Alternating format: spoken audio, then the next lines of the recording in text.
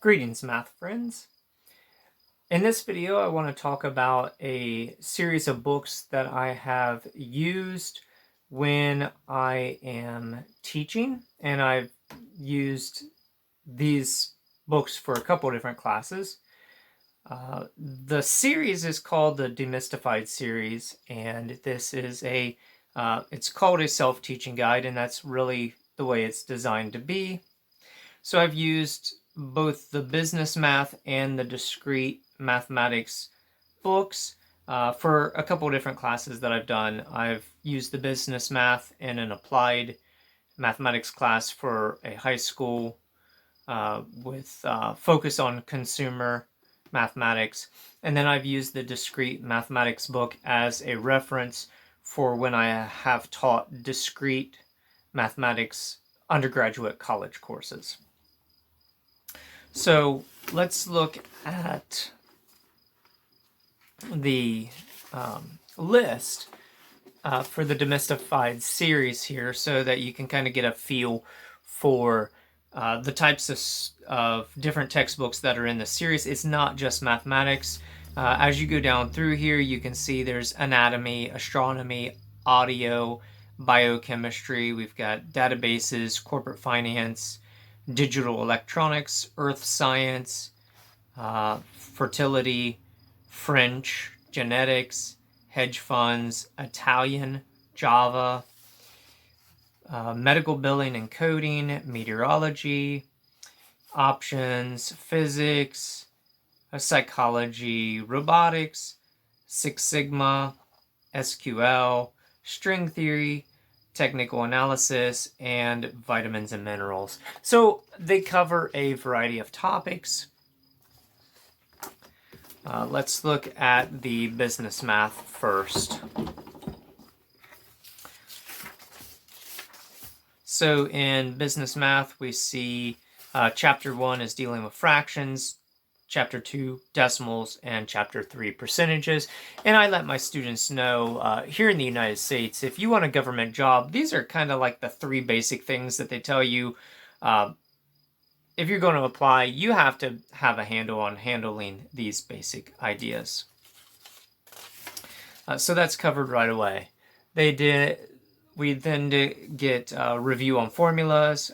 Then we start looking at more of the financial consumer things. So we have checking accounts, payrolls and commissions, markups, discounts. So we get some of the business ideas in there. Simple interest and promissory notes, compound interest, annuities and sinking funds, consumer credit, mortgages, insurance, taxes, stocks and bonds, depreciation, inventory, financial statements, statistics, charts and graphs. And then we have a final exam in here. So we get some typical introductory things. Let's take a look at what we have here as far as a lesson. So we get some definitional type things in here, an example problem with solution, example problem solution, some more definitional things, so explanatory, and then we have some practice problems here, and then immediately following solutions. So you learn a lesson, you do some problems, and then you check yourself. Excellent setup. It really is self-teaching. So you go through a couple of sections here, very same setup, and then we have a quiz. And following the quiz, we do not immediately see the solutions, but we can find solutions later in the text. So if we drop back here to the back of the book, just past the final exam here, we see answers to the quizzes and also the final exam, so you can find that there. So it's a little more difficult to get to these so that you're not tempted to cheat on your exams. Then we have a nice typical index where you can look up by word and find out where that word shows up in different sections of the book. So if you know, oh, I specifically need to know about simple interest, we can go under interest simple and then find that it's covered on these pages. And then we have a little blurb here at the end about the author. I personally like where we get to hear about the author. I don't know if everybody does. Maybe people don't really care who writes their textbooks. I have an interest in it. So we have that Alan Blumen has taught mathematics and statistics in high school, college, and grad school for 39 years. Received his Doctor of Education from the University of Pittsburgh. And so there's about that author. The other book is written by a different author. This one's written by Stephen Kranz. And we are going to see first the table of contents. So we'll take a look at that. Chapter 1 covers logic. Chapter 2, methods of mathematical proof. That's a really important section for students, especially if this is a first course that you're doing that deals with mathematical proofs. Chapter 3, we have set theory. Chapter 4, functions and relations. Chapter 5, number systems. Chapter 6, counting arguments. So this is going to play into some of your proofs as well, because we have section 1 here in chapter 6 is the pigeonhole principle. Chapter 7 is matrices. Chapter 8, one of my favorites for discrete math, graph theory. Chapter 9, number theory. Chapter 10, another favorite of mine, is cryptography. Chapter 11 is Boolean algebra. Chapter 12 is sequences. And Chapter 13 is series. So really, this is kind of, the last 2 chapters could probably be nice segues into studying something that's not discrete, such as your analysis and calculus courses. We see we have a final exam, a solution sections, the bibliography, and the index. All right, so real quick, let's jump in here and look at how this goes. We get a lot more explanation in this one here. We have an example, a solution, you try it. So this one seems a little more verbose than the other book that we just looked at. We do have a nice diagram here. Unfortunately, I don't see, it would be nice if we saw a more historic note about this particular diagram. Bhaskar II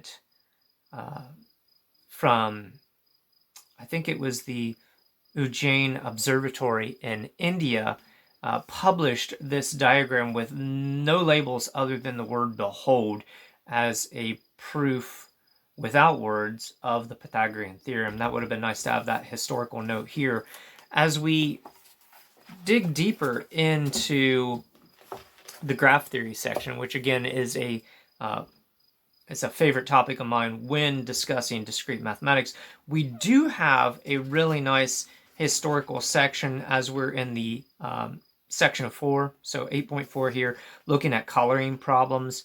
We have a historical progression in discussing the coloring problems in graphs.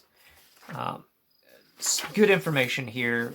We see the Haywood estimation, chi of g for the chromatic number for a closed surface with a genus of 1 or greater. We do see over here they work out it for genus 0, but technically it's stated as working for 1 or greater. But we do get the correct number here, even though the statement is that we're not looking at 0 as a possibility. We have a few diagrams here. We have a genus 1, a genus 3. We have a genus 1 again here, the torus, and showing the homeomorphism to this sphere-like surface with a handle appended to it, also being a genus 1 shape.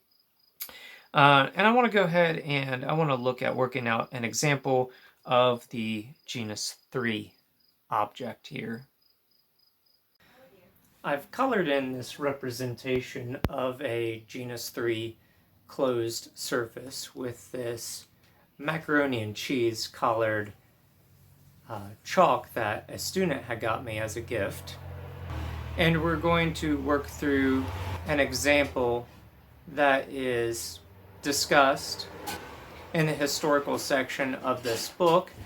We're going to look at using Haywood's formula to estimate the minimum number of colors for a map on this surface.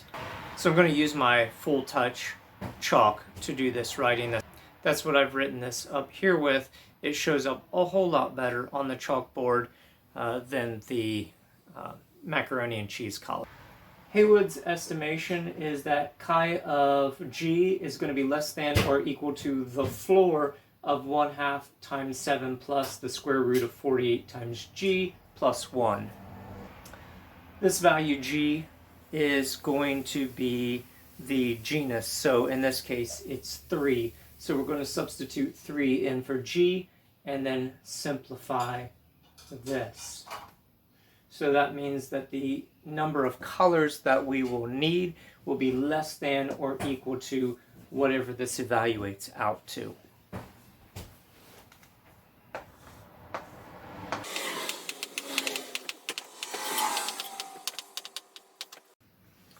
So we're putting 3 into here, so we need 3 times 48.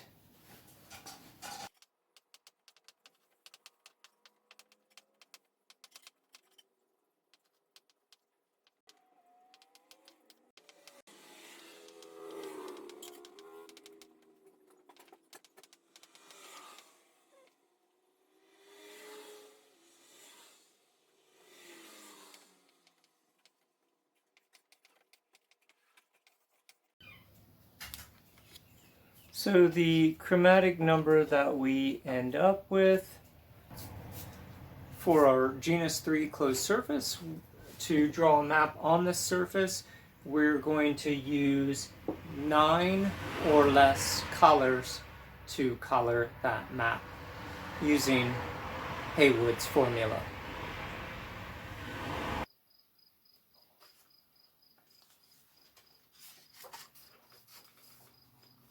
Modular arithmetic is covered in here. That's a nice topic to see. Going over to chapter 10, cryptography, we get some historical information here. Down through here it looks like. And then starting into section 2 here, still a bit of a historical approach, but it's no longer the dialogue that we have here. We're starting to get into more of understanding some of the mathematics, it looks like.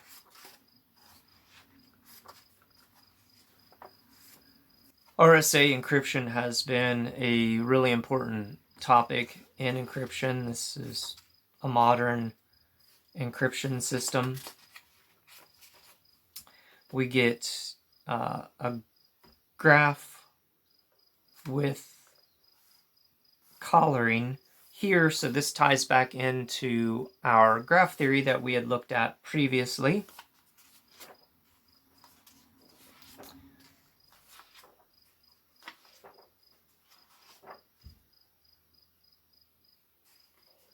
So we've already gone through very early in the text ideas about writing proofs, and we get this nice setup with the properties of the Boolean algebra. So it's stated as properties here. So that's kind of a generic term, I feel, that people put into textbooks when they don't really want to tell you what you're looking at. So is this a theorem? Is this the set of axioms that we're about ready to use? What exactly do we mean by property? We start to quote an axiom here, but this axiom 2 doesn't necessarily line up with property 2 here. So they are quoting something that's not this. In fact, what they are trying to prove is property 2 here. So the main title here says the theorems in Boolean algebra. So really what we're looking at is that each of these 20 properties really should be ideas of 20 theorems. So each of these are going to need its own proof, referencing axioms that are previously stated in the textbook.